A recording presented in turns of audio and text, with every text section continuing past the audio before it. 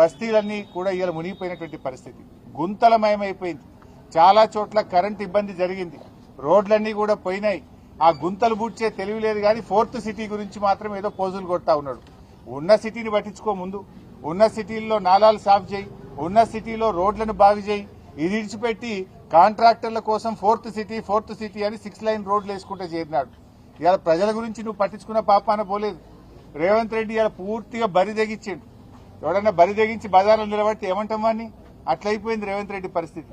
మొన్న మాట్లాడుతున్నాడు ఆయన, కండువాలు కప్పినంత మాత్రాన పార్టీ మారినట్టు కాదట. కండువాలు మరి ఎందుకు కప్పినాడు?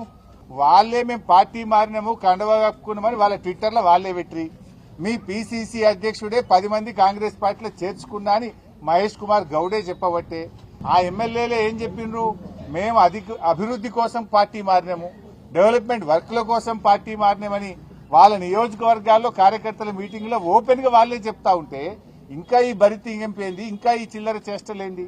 ఇలా ప్రజలు అన్ని గమనిస్తా ఉన్నారు. సరైన సమయంలో మీకు తగిన బుద్ధి చెప్తారు.